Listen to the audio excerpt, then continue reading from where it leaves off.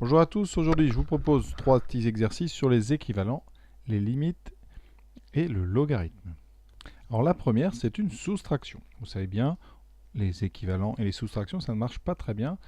On ne peut pas, comme ça, faire l'équivalent du premier terme moins l'équivalent du deuxième. Ça ne fonctionne pas. Donc il faudra se débrouiller sans ça. Donc comment faire? Alors, la première chose, on a un ln de x plus 1 en plus l'infini. Il y a quelque chose de très classique là-dedans. On va factoriser à l'intérieur du logarithme par x. Ça donne ln2. Donc x fois 1 plus 1 sur x. Ça, c'est du grand classique. Et l'autre, pour l'instant, on n'y touche pas. On peut le développer si on veut. Ça fait moins x ln de x, moins ln de x. Ensuite, ici, on a un logarithme d'un produit. Donc, on va transformer ça en une somme. Ça fait donc ln de x plus ln de 1 plus 1 sur x. On est en plus infini, donc pas de problème. X est strictement positif. Et de toute façon, on a un ln de x ici en deuxième, donc x est obligatoirement strictement positif. Donc là, pour l'instant, on est en train de transformer. Donc on est sur des égalités, encore aucun souci. On a tout à fait le droit. On développe. On a donc x ln de x qui va se simplifier avec l'autre qui est ici, vous voyez. Donc déjà, on a un petit peu vraiment gagné en taille. On a donc déjà réussi. On avait 4 termes à l'instant et on va en avoir plus que 2. Donc c'est pas trop mal. Voilà.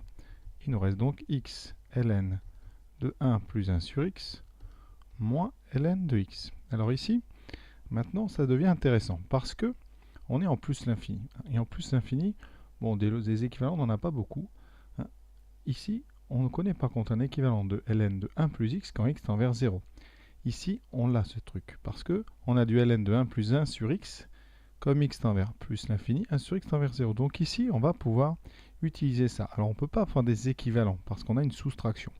Donc on va garder l'égalité en utilisant les notations petit o. Ici, on va avoir ln de 1 plus 1 sur x qui est égal à 1 sur x plus petit o de 1 sur x. Ça, on a tout à fait le droit. Hein. Ça reste une égalité, donc on va pouvoir continuer. Alors maintenant, on peut développer. Ça fait x fois 1 sur x, donc 1 plus x fois petit o de 1 sur x moins ln de x. Alors, d'après le cours, x fois petit o de 1 sur x, ça fait petit o de 1 moins ln de x. Et là, on va pouvoir prendre des équivalents très simples en plus infini. Alors l'équivalent de 1 plus petit o de 1 moins ln de x, vous le connaissez, c'est moins ln de x. On va le démontrer très simplement en factorisant par moins ln de x. Moins ln de x, donc si on factorise, ça fait 1.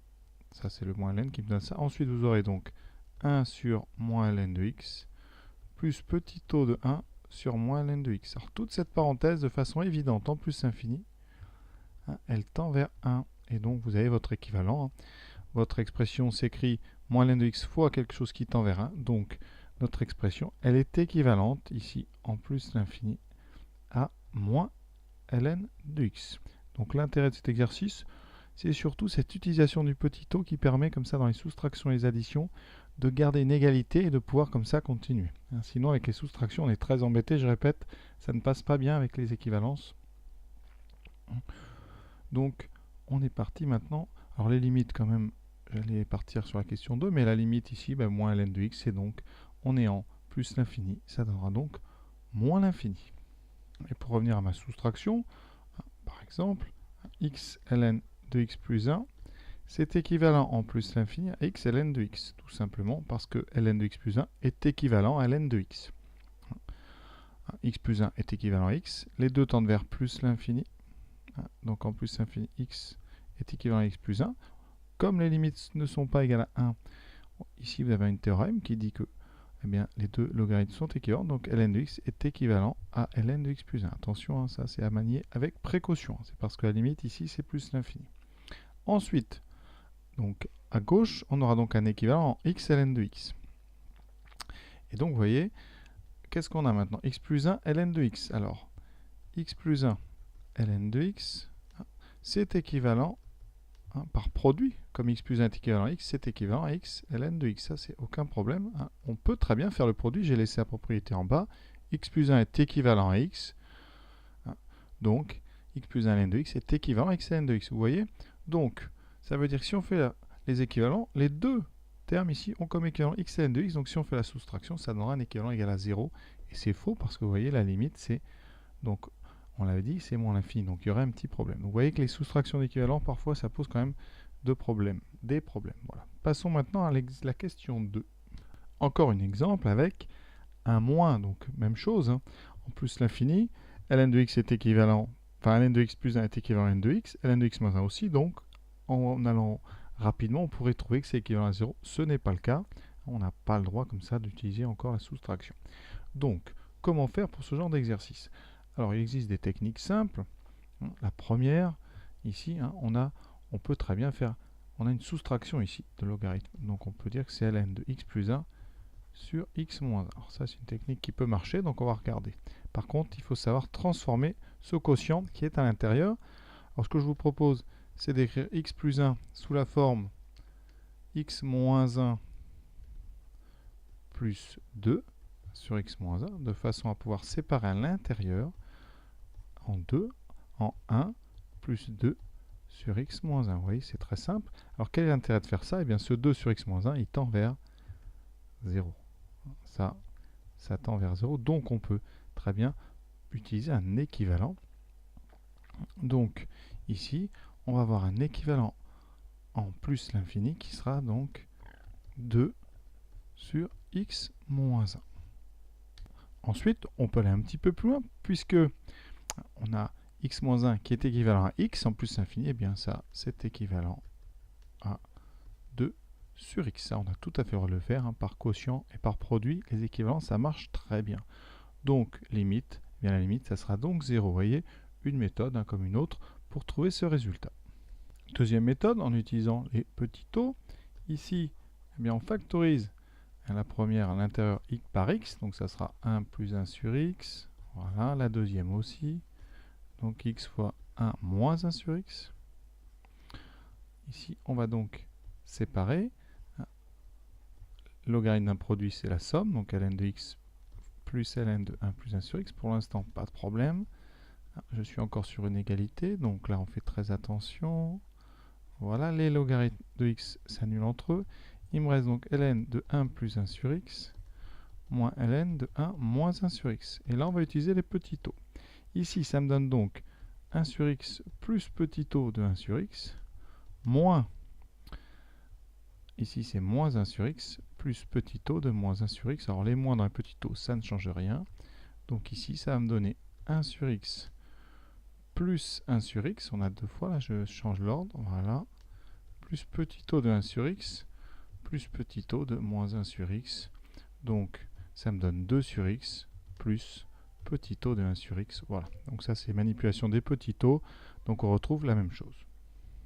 Alors là, on a à peu près la même expression avec des racines carrées. Alors, quand on a des racines carrées avec une soustraction, il existe une méthode qui s'appelle l'expression conjuguée. Quand on a racine carrée de a moins racine carrée de b, on multiplie en haut et en bas par racine carrée de a plus racine carrée de b. Ça, c'est une technique très connue. Voilà, qui a un avantage, c'est de faire disparaître les soustractions. Donc ici, eh l'idée, c'est quand on a une identité remarquable, a moins b fois a plus b, on obtient donc a moins b. Les racines carrées ont disparu, donc c'est très pratique. Alors pourquoi c'est pratique? Parce que ça va nous permettre ici, si vous avez compris, de revenir à la question précédente. Parce que là, en utilisant cette identité remarquable, cette méthode dite de l'expression conjuguée, j'obtiens ln de x plus 1 moins ln de x moins 1 sur racine carrée de ln de x plus 1 plus racine carrée de ln de x moins 1. D'accord? Et on a déjà trouvé tout à l'heure un équivalent du haut.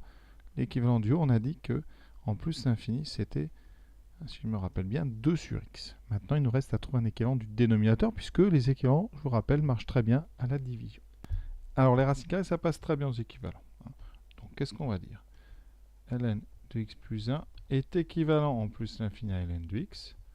Donc, la racine carrée de ln de x plus 1, eh bien, elle est tout simplement égale à racine carrée de ln plus un petit taux de racine carrée de ln de x. Ce petit taux qui est intéressant ici parce qu'on a une somme.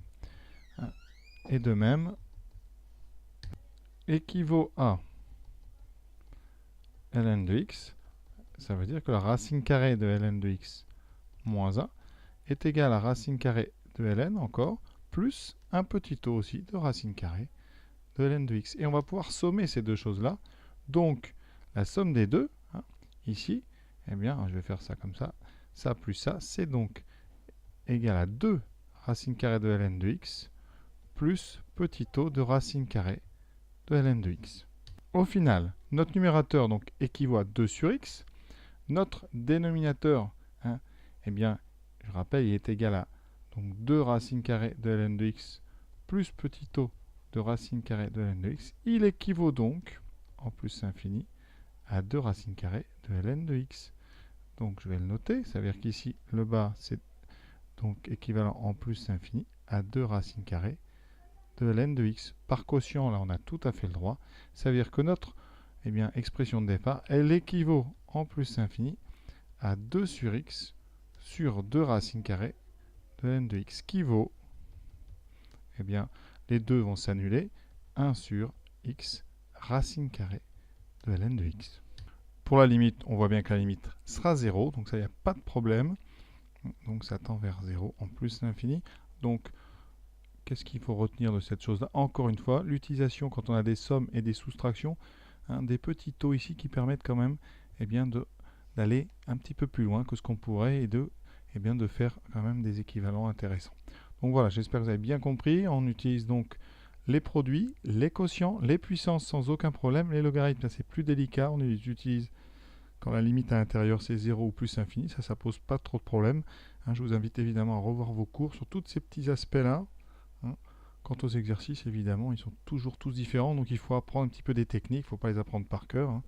Il faut comme ça voir les petites astuces qui permettent de sortir de situations. Hein. Voilà. Donc j'espère que vous avez un petit peu appris. À bientôt.